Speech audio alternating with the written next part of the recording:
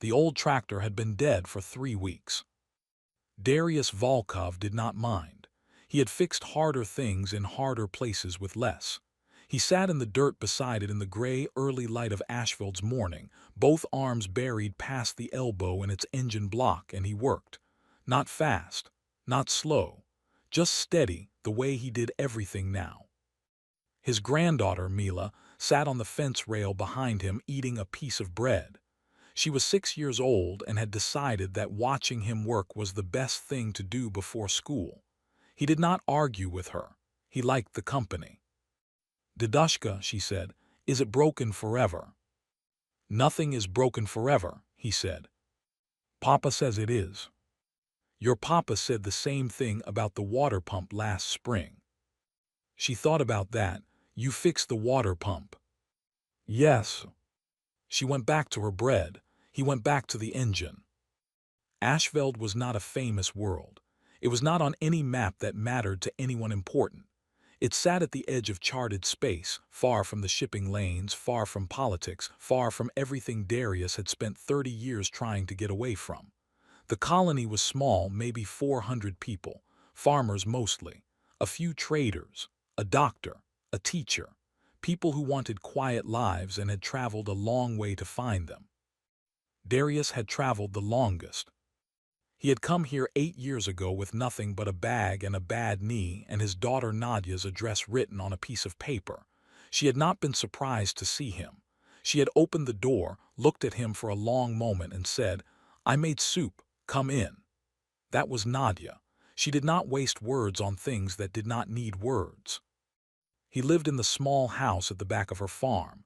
He fixed things. He helped with the harvest.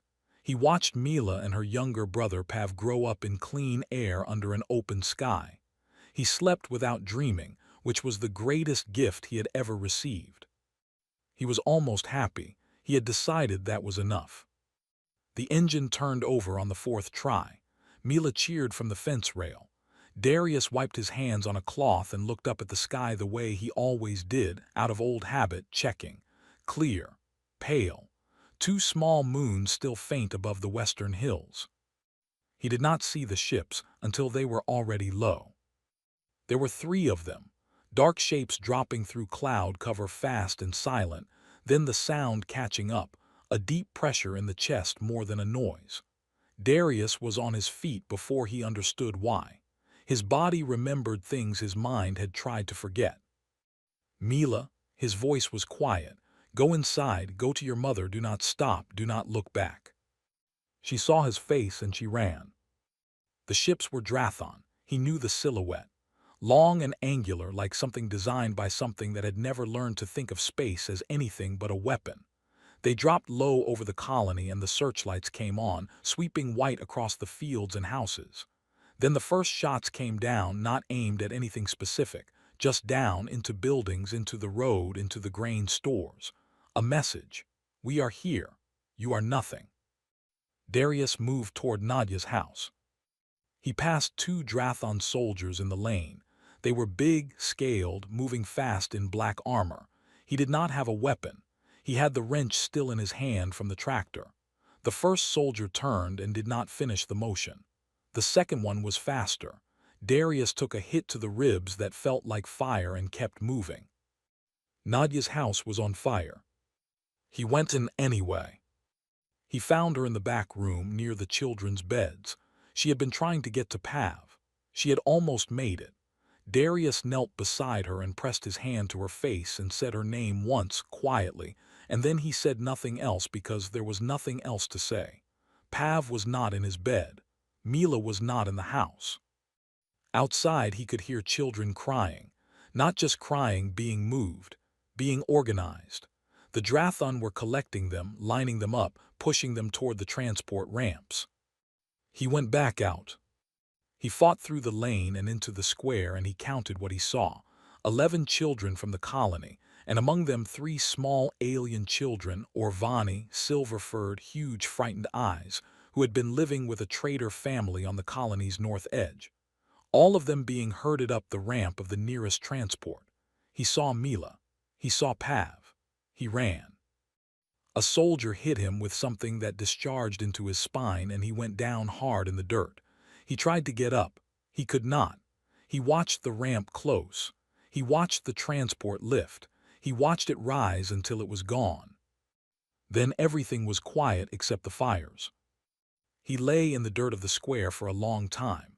When he could move again, he moved slowly, pushing himself up by inches. The colony around him was broken and still. He walked to what had been Nadia's house. In the ash near the doorstep he found her locket, small, silver, the one their mother had given her. He picked it up and held it in his palm. He stood there. He did not cry. He did not shout. He did not make any sound at all. He simply stood in the ash and the smoke with the locket in his hand, and he became very still. Anyone who had ever worked with Darius Volkov would have recognized that stillness. They would have taken a step back.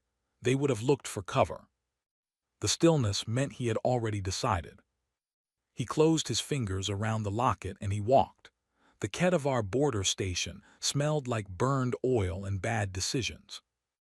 It had been built into the shell of an old asteroid hauler that had died in orbit 40 years ago. Over time, people had bolted things onto it, docking rings, storage pods, a fuel depot that caught fire twice and kept operating anyway. Nobody owned it officially.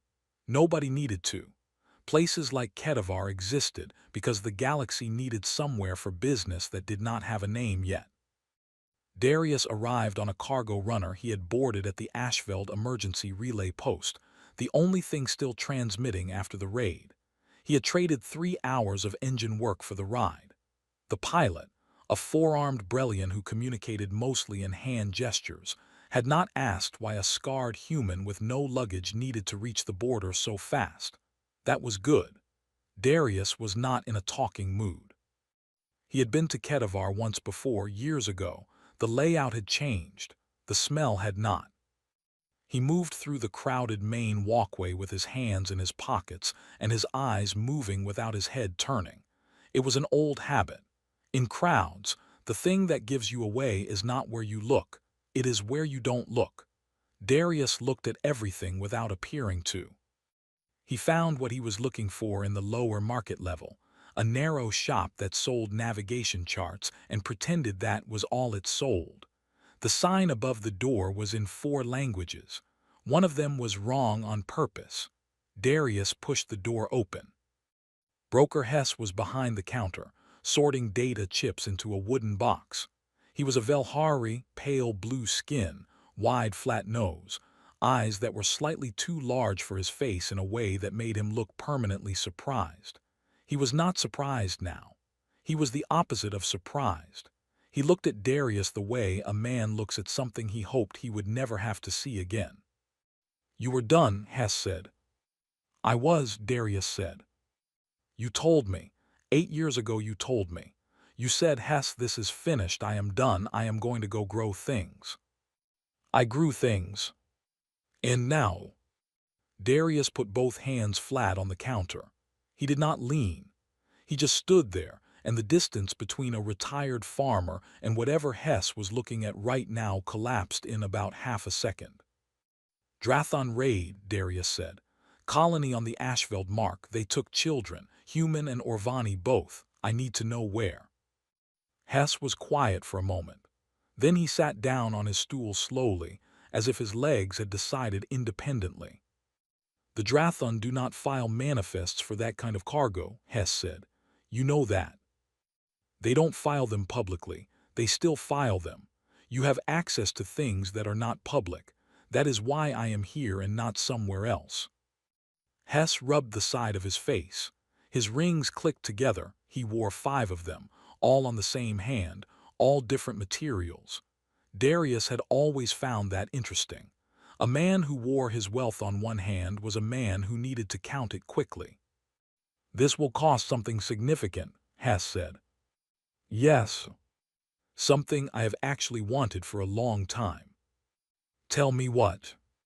Hess looked at him carefully. "The Murin cache, you know the one." Darius said nothing for 3 seconds. The Murin cache was a weapons and equipment store he had buried on a dead moon in the Parex system 11 years ago.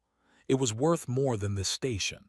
He had kept it as a final option for a situation that never came. Now the situation was here, and it turned out the cash was what it cost. "After I have the children," Darius said. "I give you coordinates after. And I trust you because I have never given you a reason not to." Hess pulled out a small data reader and spent 4 minutes on it without saying anything. Then he turned it around and slid it across the counter. Veldrun Station, deep inside Drathon-controlled space. A processing facility, that was what the Drathon called it, a place where people became inventory. Darius looked at the coordinates. He read everything on the screen carefully. Veldrun was large, heavily defended, and sitting inside 3 layers of Empire patrol routes. Getting there without a Drathon registry signature was close to impossible.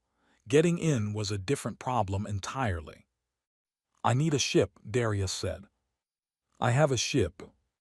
A small one, nothing that registers as a threat profile. I have a Pelsi courier, 6 years old, dented, slow.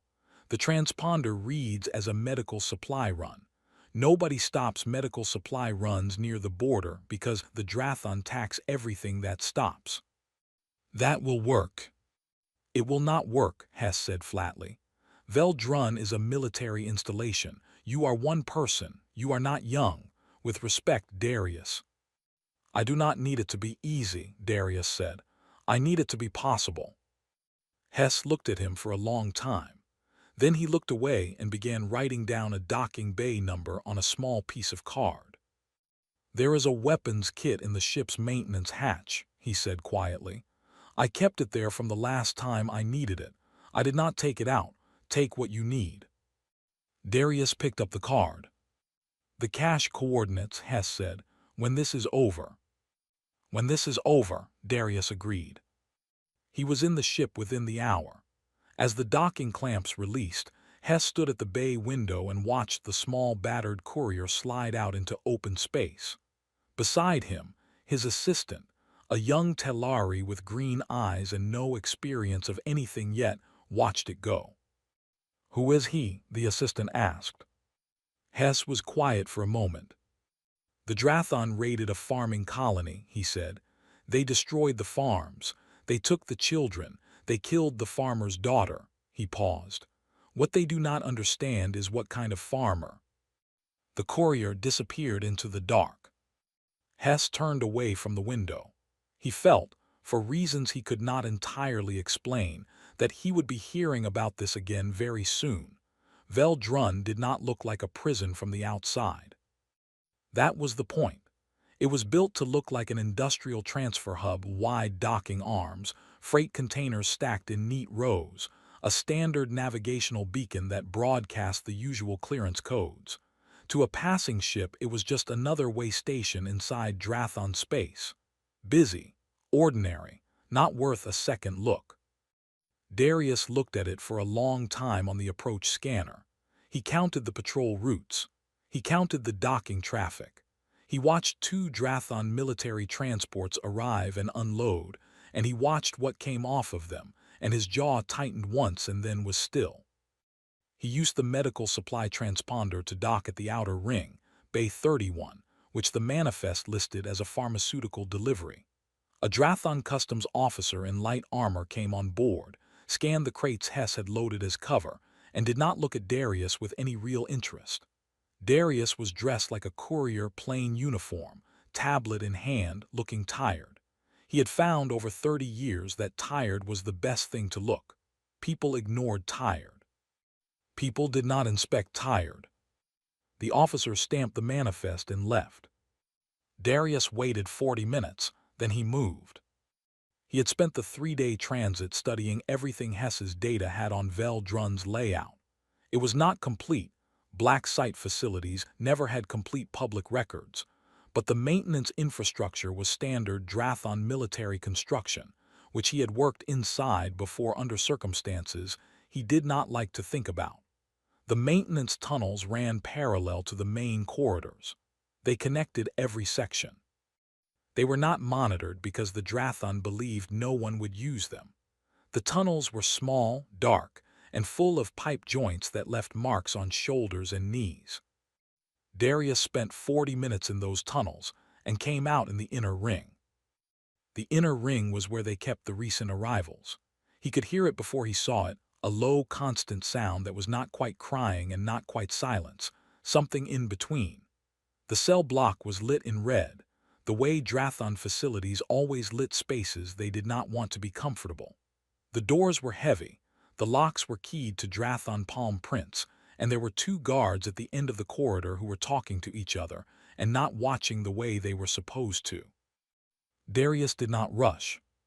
He worked the first cell lock with a bypass tool from Hess's kit, a flat piece of equipment smaller than his palm that read and replicated the lock's frequency. It took 90 seconds per door. He had done this before in conditions that were considerably worse. The cell was empty, so was the second. The third held a Drathon juvenile that was clearly not from the colony and was not his business right now. He closed that door gently. The fourth cell stopped him. She was curled in the far corner with her knees to her chest and her 4 amber eyes wide open, watching the door. She was small, smaller than Mila, smaller than most children he had seen, covered in silver-gray fur matted with grime and something that might have been dried blood on one ear. Her clothes were gray prisoner issue, 2 sizes too large. She had not made a sound when the door opened. She was the kind of frightened that had gone past the point of making sounds.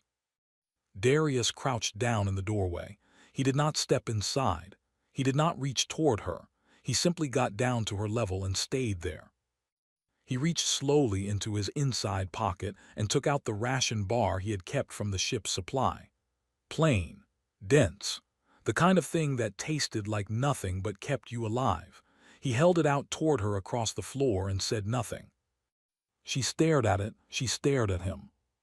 He waited. After a long moment she moved, not fast, testing each movement as if the floor might disappear. She came close enough to take the bar from his hand and then pulled back to the wall. She ate it in 3 bites. "My name is Darius," he said quietly. "I am here for the children from the Ashveld colony. Can you tell me where they are?" Her eyes moved. Something shifted in them, not quite trust, but the thing just before trust. She was Orvani. The Orvani communicated partly through a subsonic hum that humans could not hear, which meant that alien children sometimes had trouble understanding that human language required waiting for the other person to finish. But she had clearly been around the colony children long enough to understand how humans talked, because she answered in accented but clear words. "Deeper block," she said, "past the blue door. They are marked for export tomorrow." Tomorrow, that moved things. "What is your name?" he asked. She looked at him for a moment as if the question itself was strange, as if she had not expected anyone to ask. "Sierra," she said. "Sierra, can you walk?" She stood up slowly, but she stood. That told him enough. They moved together through the cell block. Darius cleared the 2 guards at the end of the corridor without waking the rest of the block, fast, quiet, non-lethal. He left them zip-tied to a pipe with their comms pulled. The blue door was past the guard post, sealed with a secondary lock. The bypass tool took 2 minutes this time. The lock was newer.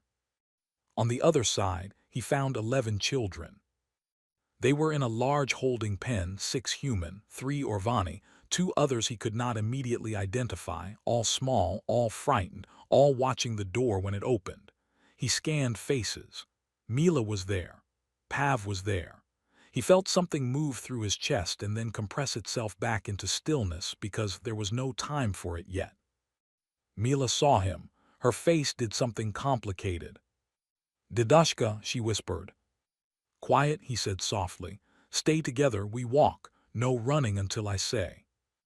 Sierra moved to the smallest child without being told, a little human boy who was shaking, and took his hand.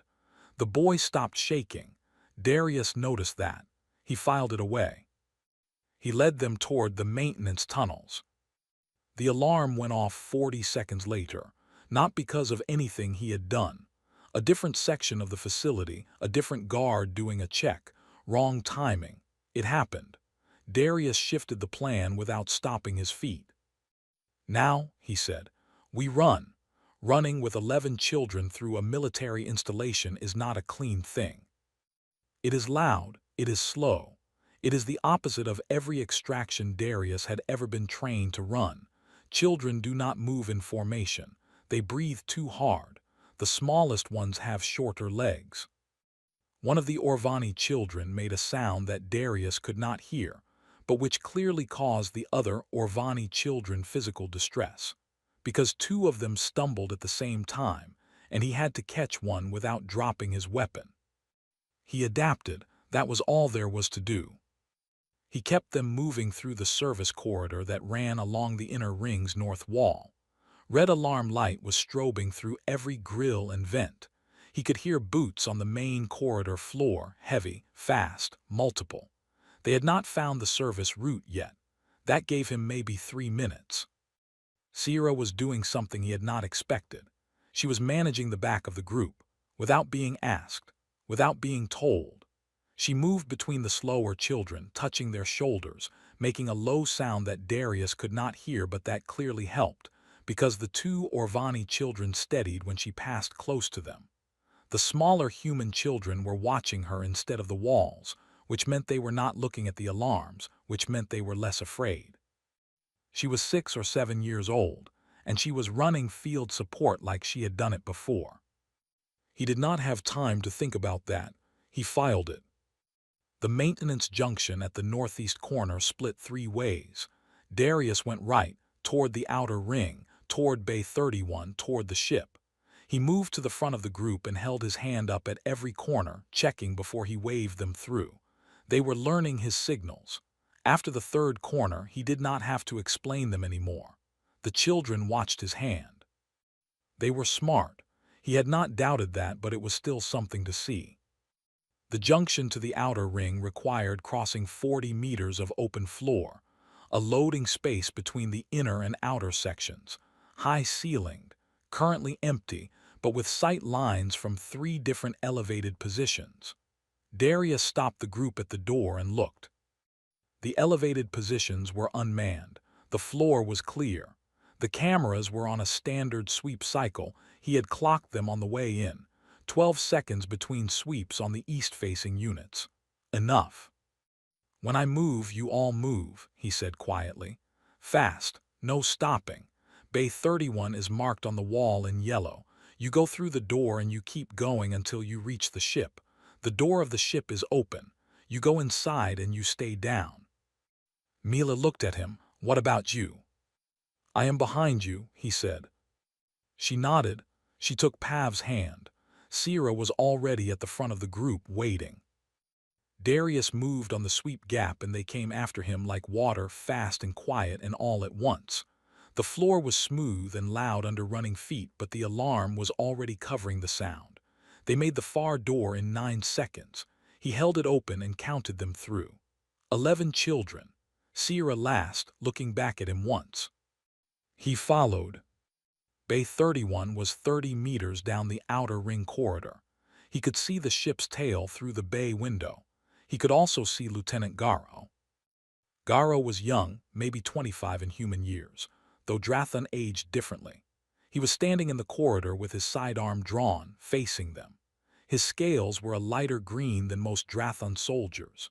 His armor was standard, but his rank insignia was low. He had clearly come around the corner and found the exact situation he had not been expecting to find, which was a scarred human with 11 children behind him moving toward an unauthorized ship. They looked at each other. Darius did not raise his weapon first. He stopped. He kept his hand loose at his side and he looked at the young soldier and he said, quietly and clearly, "You have a choice right now. Walk away." Garo's grip on his sidearm was not steady. Darius noticed that. A steady grip meant training taking over. An unsteady grip meant the person was still thinking. Thinking was good. Thinking meant there was still a conversation happening inside him. Behind Darius, the children were silent, even the smallest one. Sierra had done something, some sound below hearing, and they had all gone still. Garo looked at the children. He looked at Darius. He looked at the children again. His sidearm went down, not holstered, just down, pointed at the floor. Darius was already moving. He did not thank Garo. There was no time, and it would have been the wrong thing anyway. He moved the children into the bay, up the ramp, inside. He got the ship's door closed and the ramp up in under 40 seconds. He pulled Mila away from the door by the shoulder, not rough but firm, moved Pav into a seat restraint, got the two smallest children buckled by another older child who clearly knew how restraints worked. Sierra had already found a grip handle on the wall and wrapped both small hands around it. He went forward and launched the ship. The docking clamp release was supposed to require authorization. Darius had spent 30 minutes on the approach route working out how to bypass it. He did it in 11 seconds under pressure, which was slower than he wanted but faster than the clamp lock could engage a second time. The courier came out of Bay 31 fast and wrong, not the standard slow exit, just straight out into open space, thrusters up immediately. Two station defense guns tracked them. One fired. The shot went wide left. The second did not fire. He did not know why the second did not fire. He did not have time to find out. He pushed the ship into the debris field at the system's edge and went dark. No transponder, no running lights, just drifting metal and the sound of 11 children breathing. Back on Veldrun, Lieutenant Garo filed his incident report. In the section marked Subject Description, he wrote, Adult human male unknown. In the section marked Action Taken, he wrote, Lost visual contact during alarm response. He submitted the report and sat for a while at his station, not moving, thinking about the look on those children's faces. He thought about it for a long time. On the bridge of his command ship, Admiral Voris read the initial incident summary and felt something he had not felt in several years. He read it twice. Then he called for his intelligence officer and said 4 words. Find me this human. The debris field was called the Paro Scatter on navigational charts, which was a name given by someone who had never been inside it. From inside, it was not a scatter. It was a cathedral, pieces of 3 dead ships, 2 destroyed asteroids, and 40 years of accumulated collision debris formed walls and ceilings and corridors of tumbling metal. Nothing inside it moved in a straight line. Everything reflected everything else. Sensors bounced. Signals split. It was the worst place in the system for a pursuit fleet to operate and the best place for one damaged courier to disappear. Darius had clocked it on the approach 3 days ago and decided, if it went wrong, this was where he would go. It had gone wrong. Here they were. He cut the main engine and let the ship drift on the field's own currents, making small adjustments with the maneuvering thrusters only when necessary. Outside the viewport, torn hull plating the size of a building turned silently in the dark. The children watched it through the side port with wide eyes. Pav pressed his forehead to the glass. One of the Orvani children made a long, quiet sound, and the 2 beside her answered back in kind. It was clearly not distress, more like wonder. Darius did not know enough about Orvani to know what they were saying. He thought it was probably the same thing Pav was thinking. That space was very large and very strange, and they were very small inside it. The pursuit fleet arrived at the field's edge 7 minutes after the courier went dark. Darius watched them on passive scan, 4 ships, military configuration, sweeping in from the station side. They held at the boundary. Fleet vessels did not go into debris fields if they could help it. The sensor return inside was chaos. They would be trying to untangle it, looking for a power signature, a transponder ghost, anything. He gave them nothing. In the cargo space behind the cockpit, the children had settled into something resembling calm. Not peace. They were not there yet, and some of them might not be there for a long time. But the immediate terror had eased. The human children had organized themselves without being asked, the older ones sitting with the younger ones, sharing the water packs from the ship's emergency supply. The Orvani children had grouped near the hull wall, which was apparently warmer than the floor. Sierra sat slightly apart from both groups, which meant she was between them. Darius noticed from the cockpit that both groups of children kept checking where Sierra was, the human children and the Orvani children both, as if she were the reference point. He found that interesting. She was not the oldest. She was not the biggest. She just had a way of being present that made other people feel the space around her was safer than the space without her.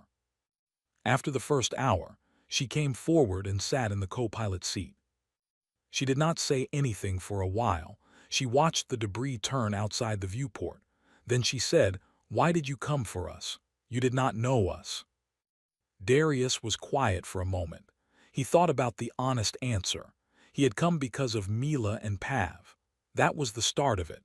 But the Orvani children, Sierra, that was something that had become its own reason somewhere in the tunnels of Vel Drun. "Because someone should," he said. Sierra considered this. She appeared to be turning the words over the way she might turn a stone, checking the weight of it, checking what was underneath. "On my world," she said slowly, "there is a saying, a person who helps a stranger owns nothing but gains everything." She paused. "I did not understand it before." Darius said nothing. He checked the passive scan. The fleet was still at the boundary, still sweeping. He made a small thruster correction to keep them deeper in the field. "Your daughter," Sierra said quietly. It was not a question. He looked at her. She was looking at the viewport, not at him. The amber eyes were large in the dim cockpit light. "Yes," he said. She did not say anything else about it. She did not offer comfort in the human way, no words about being sorry, no reaching for his hand. She simply stayed in the seat beside him, which he understood after a moment was her version of the same thing. The fleet gave up the active sweep after 2 more hours. Darius tracked them withdrawing on passive scan, pulling back toward Vel Drun. They would regroup. They would file reports. The reports would go to Admiral Voris, who would by now have received his intelligence briefing. Darius had no illusions about that timeline. Voris would be looking for him, and Voris had more ships and more reach than a single dented courier. He needed to move. He needed to move in a direction they would not expect. He pulled up the navigation chart and studied it. The diplomatic relay station at Heron Point was 14 hours out, human diplomatic presence, technically neutral space, outside Drathon enforcement jurisdiction. He could hand the children off there. That was the right move for the children. Then he looked at the other set of coordinates, the ones he had not entered into the nav system yet.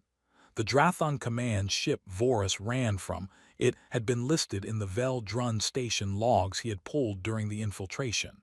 Standard fleet positioning, updated every 6 hours. Voris moved it regularly, but the pattern was readable. The right move for the children was Heron Point. Then there was the other thing. He sat with that for a while. From the back he heard Mila's voice. She was telling the youngest Orvani child a story about something, her voice low and gentle. He could not make out the words. The Orvani child clearly did not understand them either, but she was listening. Mila had understood, in the way children sometimes understand things faster than adults, that the words were not the point.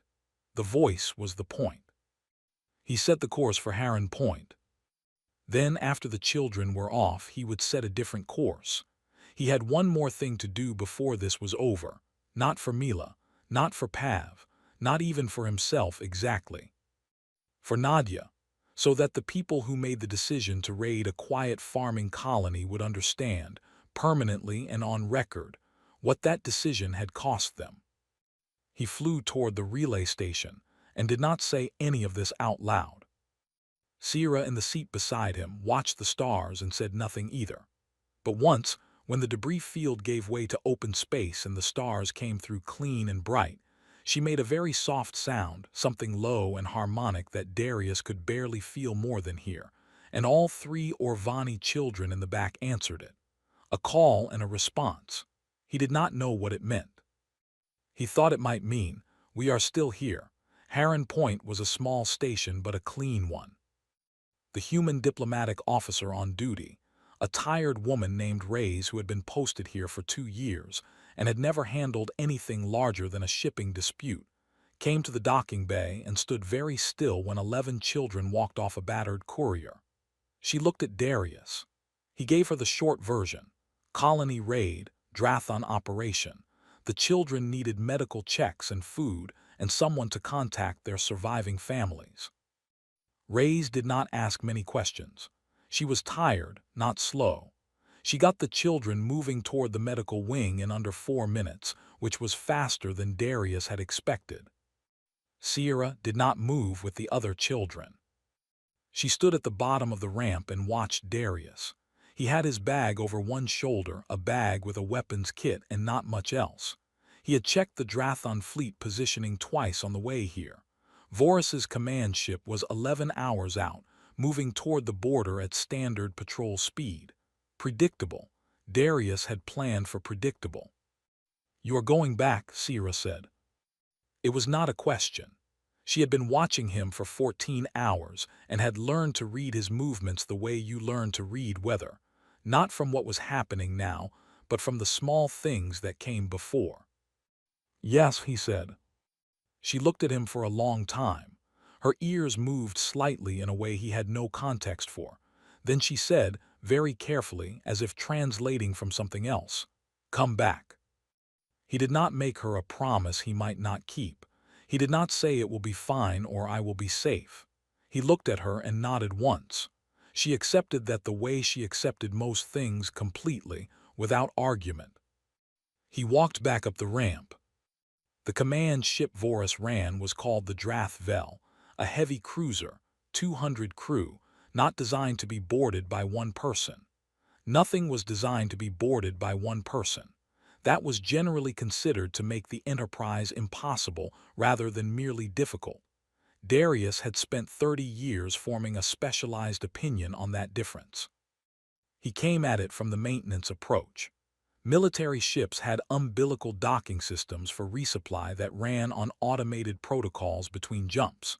He matched the courier's signature to a supply registry he had pulled from the Vel-Drun station logs, approached on the resupply bearing, and connected to the aft umbilical during the crew rotation window when the bay had the fewest eyes on it. He was inside the Drathvel in 17 minutes. What came next was not a battle. Darius moved through a ship of 200 trained soldiers and had 3 brief contacts total, a corridor guard redirected by a pulled alarm, an officer who opened the wrong door and found nothing, one engineer who simply did not turn around in time. He had spent 30 years learning how people move, where they watch, where they do not watch. A threat from where no one is watching is not a threat. It is a ghost. He reached the command deck in 41 minutes. Vorus was alone in his personal operations room. He reviewed reports alone before bringing his officers in, a habit listed in the station logs Darius had pulled at Vel-Drun. He had relied on that. The admiral looked up. He held the composed expression for about 4 seconds. Then he saw Darius's eyes, and the expression changed to something more honest. Darius did not touch him. He sat in the chair across the desk and placed Nadia's locket on the surface between them. He said her name, just her name. He let Vorus look at the locket and understand the geometry of what was happening. He had not come for Vorus dead. Dead admirals became martyrs. Their files got sealed. Their crimes got buried in the reorganization that followed. Darius wanted something that could not be buried. The operation took 22 minutes. It required Vorus's own voice, his own rank authentication codes, and the ship's internal broadcast system which, because Drathon command ships were built for fleet-wide communication, connected automatically to every ship in the patrol group and through the relay to the nearest Empire communication node. When it was done, every ship in the border fleet and every station in relay range had a clear recording of Admiral Vorus explaining in specific detail who ordered the Ashveld colony raid, why, what resources had been targeted, and what instructions had gone to the soldiers on the ground. His voice, his codes, his words. The recording also named 6 other colony raids over the past 4 years. Darius had found those in the Vel-Drun logs and added them to the file. He left Vorus alive, sitting behind his desk with his rank insignia on the table in front of him and the broadcast log running on his screen. The Admiral said nothing as Darius walked out. There was nothing left to say that had not already gone wide across the relay. The courier was still at the umbilical. He disconnected and moved. Behind him, the Drathvel was chaos, officers flooding the command deck, communications going frantic, someone trying to pull the broadcast back from the relay node, like trying to unring a bell. He docked at Heron Point 2 hours later. Reyes met him at the bay. "We have been getting signals from 6 different directions," she said. "What did you do?" "Finish something," he said. He walked toward the medical wing. Sierra was not in the medical wing. He found her in the docking bay corridor, sitting on the floor outside the sealed bay door with her knees pulled up and 4 amber eyes on the door. When it opened and he walked through, she stood. She did not run, she was too composed for that, or too tired, or both. She walked to him and stood beside him, and he put his hand on the top of her head, light and brief, the way he had done with Mila when she was small. "I told you," she said quietly. "What?" "I did not say anything," she said. "I thought it." He understood. He had thought things too. They walked back toward the others. On a screen mounted to the corridor wall, a news broadcast ran, alien text scrolling fast, images of the Drathon border fleet, a word repeating in multiple languages. He did not need to read all of it. He could read enough. The word was Baba Yaga. Not a name anymore. A warning. Moving through relay stations and news feeds and quiet conversations on 100 ships and stations where people who had lived under the Drathon Empire were beginning, slowly, carefully, to lift their heads. Darius did not watch the broadcast. He walked with Sierra toward the sound of children's voices and did not look back. He was done with the past. The rest was up to the galaxy.